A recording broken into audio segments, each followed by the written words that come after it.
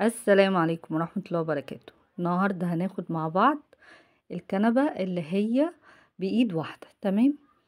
أول حاجة هناخدها اللي هو المقاس. طبعا هنحط البرسل على البرسل، والمقاس عندنا الكنبة عندي 1.5 متر. هاخد عندي 1.5 متر. هاخد أول شريحة، أنا هاخد شريحتين. أول شريحة هاخدها 1.5 متر، وبرضو هاخد شريحة تانية 1.5 متر. هنقص مع بعض أول شريحة اللي هي 1.5 متر.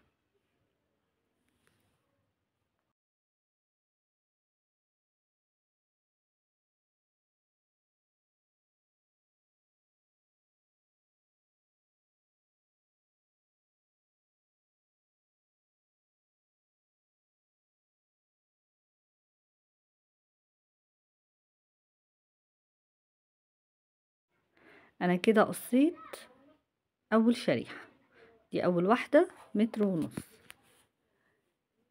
هنقص كمان واحدة 1.5 متر. خلاص، هي الكنبة عندي بايد واحدة.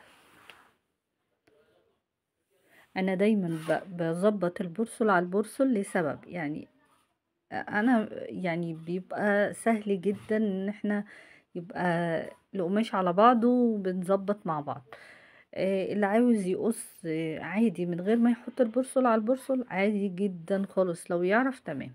طبعا انا هنا الفيديو ما سجلش اللي انا كنت بعمله، فانا عملته لكم تاني، بس طبعا يعني ما قصيتش حاجة. بس بوريكم انا عملت ايه في اللي ما تسجلش.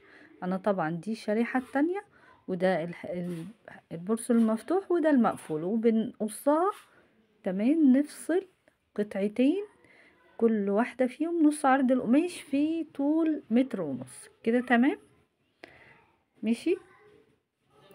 ده كده عندنا كده الشريحة الأولانية، دي أول شريحة، ودي الشريحة التانية. ادي اللي قسمناها 2، ادي أول شريحة ودي التانية. تمام. يبقى احنا معانا كام شريحة؟ 3. نيجي بقى نشوف هنعمل ايه على المكنة. هناخد دي هنوصلها بالشريحة الأولانية خالص، عشان بس يعني ما تتلخبطوش. انا عملت ايه؟ انا قصيت شريحة 1.5 متر. تمام. سبتها زي ما هي، وبعدين قصيت شريحة تانية 1.5 متر، وقسمت عرضها 2. هناخد بقى الأولانية اللي احنا سبناها زي ما هي، مع النص التاني اللي احنا قسمناه، وهنوصلها مع بعض على المكنة.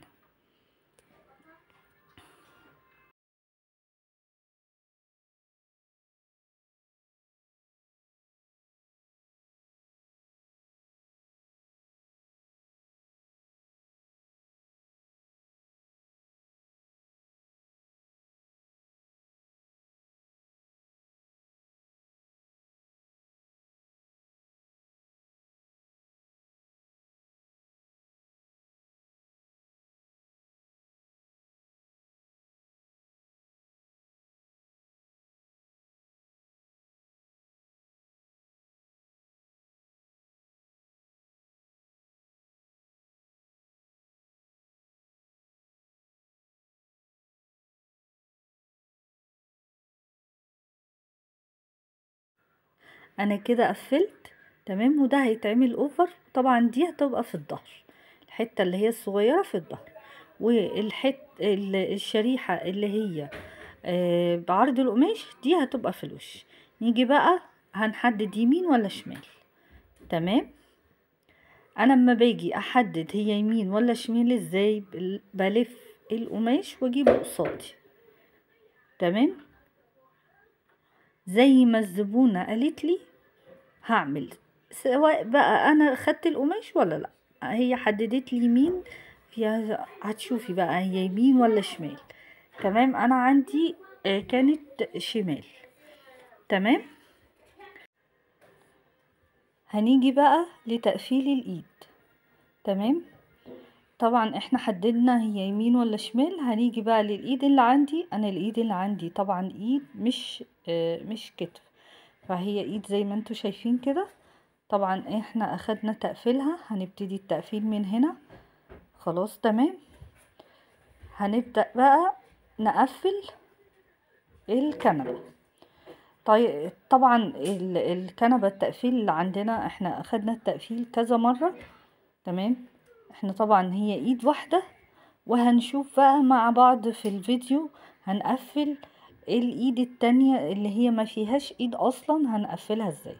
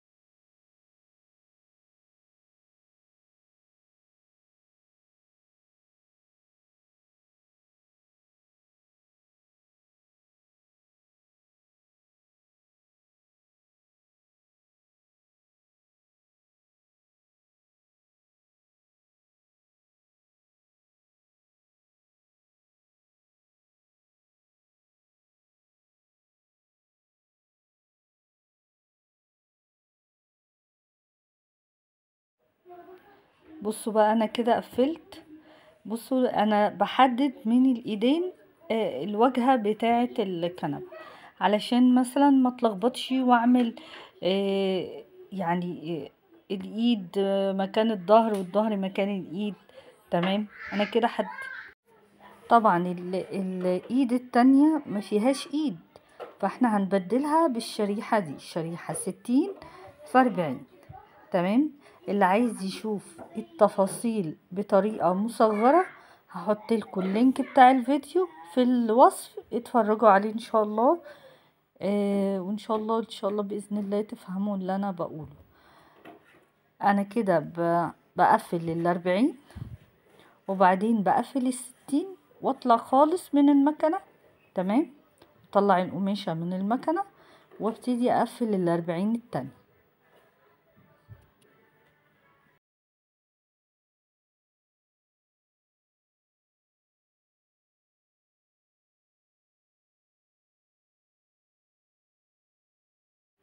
زي ما قلت لكم هطلع كده وابتدي اقفل ال40 اللي هي المفروض بتبقى في الظهر زي ما احنا شايفين.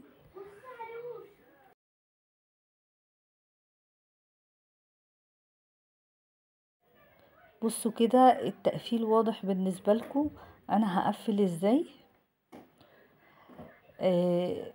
طبعا اللي مش فاهم حاجة او في حاجة فايتاه مش فاهمها قوي، انا عاملة فيديو مصغر ازاي نقفل الكنبة اللي بايد واحدة، هحط لكم الفيديو في صندوق الوصف. تمام.